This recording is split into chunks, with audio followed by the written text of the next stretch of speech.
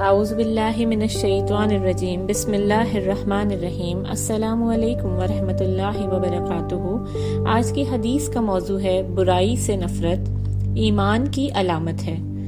اور یہ روایت ہے البہقی فی شعب الایمان سے۔ حضرت جابر رضی اللہ تعالی عنہ فرماتے ہیں کہ رسول اللہ صلی اللہ علیہ وآلہ وسلم نے فرمایا، اللہ تعالیٰ نے جبرائیل علیہ السلام کو حکم دیا کہ فلاں شہر کو جہاں کے حالات اس طرح کے ہیں ان کے باشندوں سمیت الٹ دو۔ حضرت جبرائیل علیہ السلام نے عرض کیا کہ میرے پروردگار، اس شہر میں تیرا فلاں بندہ بھی ہے کہ جس نے ایک لمحہ بھی تیری نافرمانی نہیں کی۔ اللہ تعالیٰ نے فرمایا کہ تم اس شہر کو اس شخص پر الٹ دو،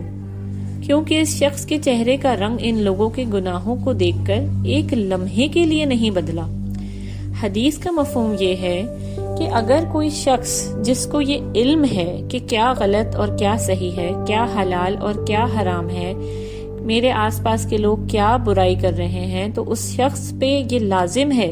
کہ اس برائی سے، اس گناہ سے، اس غلط کام سے وہ اپنے لوگوں کو روکے، یعنی اپنے گھر والوں کو، اپنے دوست احبابوں کو، اپنے جاننے والوں کو اس گناہ سے، اس برائی سے روکے۔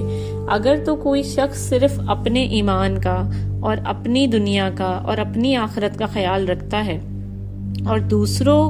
کا خیال نہیں کرتا، نہ انہیں روکتا اور منع کرتا ہے جبکہ وہ برائی اس کے سامنے ہو رہی ہے، تو پھر اس کی پکڑ بھی ہوگی۔ حدیث کا مفہوم اسی طرح ہے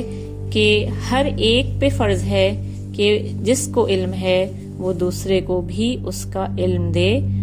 اور برائی سے روکے۔ جزاک اللہ خیرا کثیرا۔